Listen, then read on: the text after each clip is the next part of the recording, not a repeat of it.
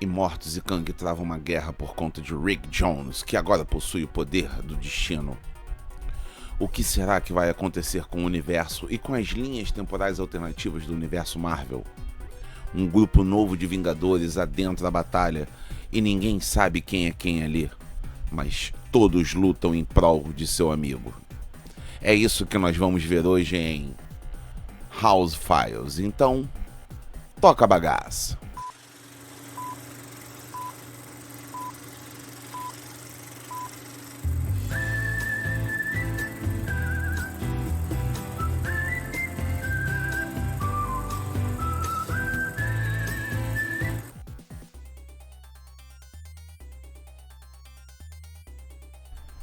Vamos lá, senhoras e senhores, esse aqui é mais um House Files, com a edição número 2 de Vingadores Eternamente. Essa edição ela começa de uma maneira meio chata, porque você tem uma longa explicação do congelamento do tempo para poder explicar por que os Vingadores que levaram Rick Jones até a Lua não interferiram quando Immortus e Kang começaram a batalhar. Mesmo assim, essa explicação é válida para a gente poder entender um pouquinho da história. Kang e Rick Jones se encontram já no meio da batalha. Mas chama atenção aqui a arte de Carlos Pacheco, porque ele se esforça para mostrar vários tipos de guerreiros históricos. Você tem samurais, você tem cavaleiros medievais, você tem até mesmo homens de Neandertal segurando tacapes para enfrentar Kang, que basicamente utiliza tecnologia. Mas você não tem guerreiros futuristas, que é um pequeno detalhe. Mas mesmo assim, a arte de Pacheco é um verdadeiro deleite para os olhos do leitor mais atento. Aqui chama atenção também algo que Busiek faz com relação à apresentação dos personagens. Ao invés de você ter uma parada narrativa e apresentar os personagens já em definitivo, não.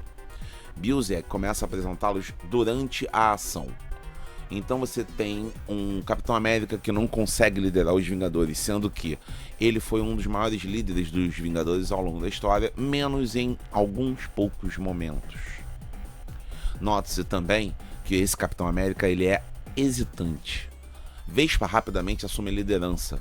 O Arqueiro parece super empolgado. Soprano e Capitão Marvel são desconhecidos, tanto que Vespa e Gigante acham que Soprano é uma vilã. Capitão Marvel, no entanto, ele é reconhecido como Capitão Marvel devido a seu uniforme e a manifestação da consciência cósmica. Isso será um problema narrativo que eu vou abordar muito mais à frente. Gigante e Vespa parecem ser do mesmo período enquanto lutam e o Jaqueta Amarelo mostra-se extremamente confiante, o que é algo estranho e sugere mais ou menos a sua origem. E eis que, no momento da batalha, todos veem que o Capitão América ainda está com o soro do super soldado. Naquela época, em 2005, 2006, 2007, o Capitão América havia perdido o soro do super soldado. Na verdade, ele perde um pouco antes de Heróis Já Nascem.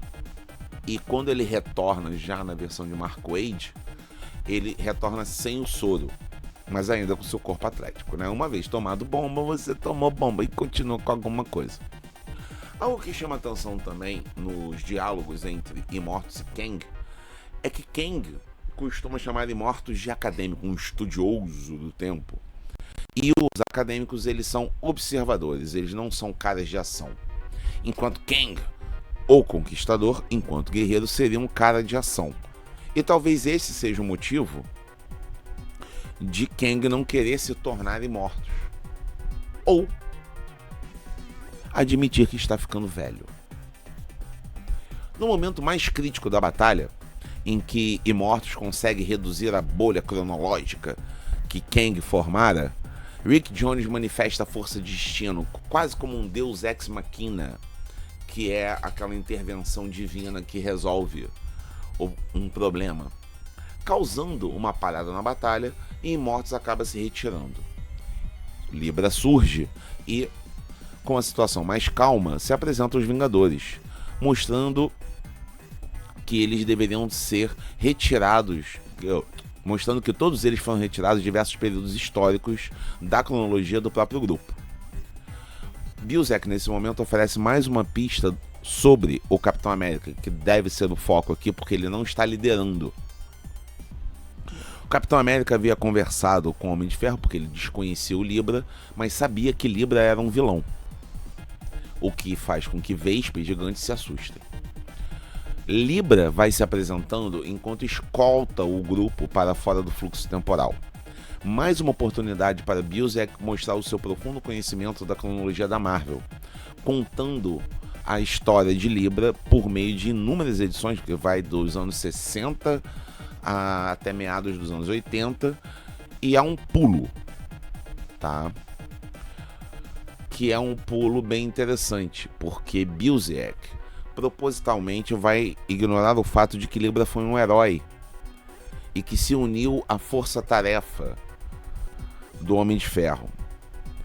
Era mais ou menos 1996, 1997, numa história que é extremamente polêmica, na qual o Homem de Ferro vai se tornando um vilão. Porque aí você precisa entender mais ou menos como funcionam as escolhas editoriais da Marvel. Em grande escala, elas funcionam normalmente de 1 a 2 anos antes daquilo que nós vamos ler. Tá? As histórias são compostas, em linhas gerais, 1, 2 anos antes.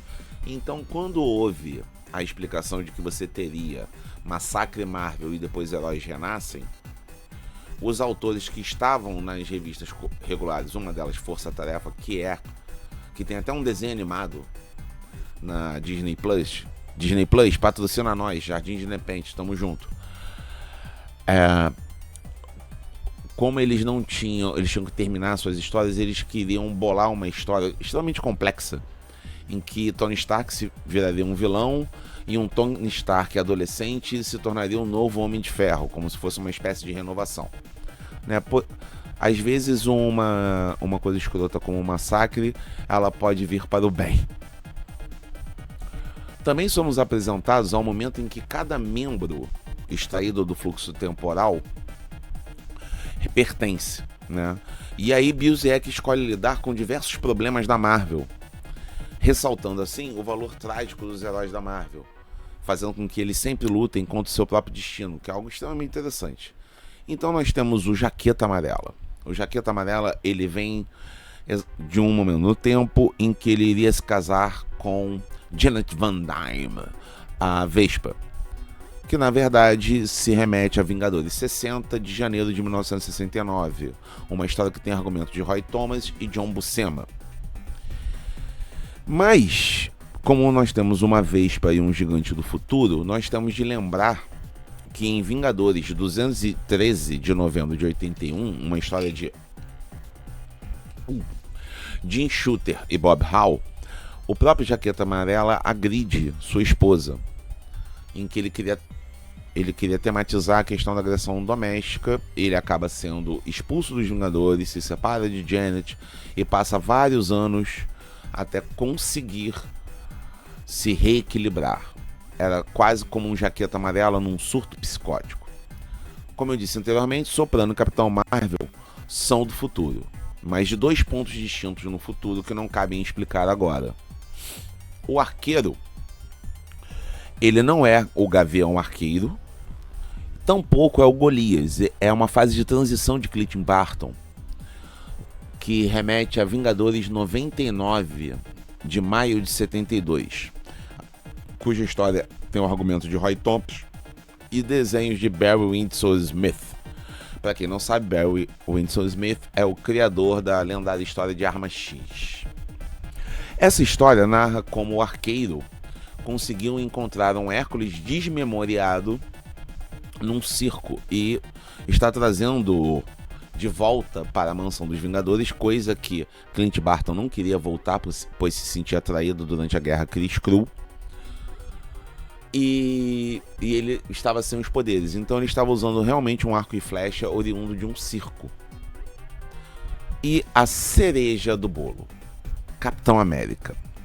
O Capitão América é o Capitão América que tinha acabado de ver um senador se suicidar na sua frente, pois ele era membro do Império Secreto, que era um império que queria dominar os Estados Unidos para conseguir instaurar em terras americanas a sua ideologia ditatorial, tipo um certo presidente Bossal que disse que era um deputado de bosta e conseguiu se tornar presidente, queria dar um golpe de Estado. Mas nenhuma menção a outros países, não é mesmo? É uma história de Steve Englehart e Sal Buscema. Essa história, ela marca, na verdade, a mudança de perspectiva do Capitão América, em que ele não pode confiar nem mesmo no governo americano, fazendo com que ele se torne nômade mais à frente. Mas como é pego exatamente nesse momento, você tem um Capitão América profundamente abalado. Pode-se notar que a maioria das histórias que Busiek escolhe são de Roy Thomas. Pequeno detalhe. Busiek escolhe lidar com esses diversos problemas, mas também mostra, ao mesmo tempo, o valor da tragédia na concepção desses heróis Marvel. Todos eles precisam enfrentar seu próprio destino para continuar sendo heróis, coisa que eu já afirmei anteriormente. Os Vingadores decidem voltar para o fluxo temporal após os protestos de Libra, pois o plano de Libra e da Inteligência Suprema era manter Rick Jones a salvo. Como Rick Jones não poderia ser salvo, já que iria manifestar o poder do destino e, logicamente, Mortos e Kang iriam localizá-lo, eles decidiram então partir para a briga. Como o aliado mais próximo era Kang, Libra decide levá-los para Cronópolis, a cidade de Kang. Se você lembrar da série Loki, Cronópolis é a cidade dos tempos, ou onde fica a TVA. Num breve momento, Vespa questiona Libra sobre ser Moonraker. Moonraker, só a título de curiosidade, é um personagem dessa fase do Homem de Ferro que eu falei que ele vira vilão, cuja participação foi em Força Tarefa 16 a 19, entre outubro de 1995 e janeiro de 1996. Ele se revela como Libra porque ele estava desmemoriado, tinha poderes de equilíbrio, então os poderes dele iriam tal qual a ameaça, normalmente poderes de punho elétrico, mas a história é tão ruim, mas tão ruim que ela passa a ser ignorada, inclusive pela Marvel. Ao chegar em Cronópolis, chama a atenção de todos os Vingadores que há um massacre ali e há um ataque de mortos à torre principal, que seria a TVA, tal qual nós conhecemos, mas que não é a TVA, tá? Diga-se de passagem, o Limbo é muito mais complexo nas histórias da Marvel do que aquilo que foi apresentado na série Loki, o que é bastante complexo, diga-se de passagem. Mas o que aconteceria se Morton matasse sua versão mais jovem? Ele se tornaria um paradoxo temporal? Bom, isso nós só vamos poder saber na próxima semana, no próximo episódio de House Files.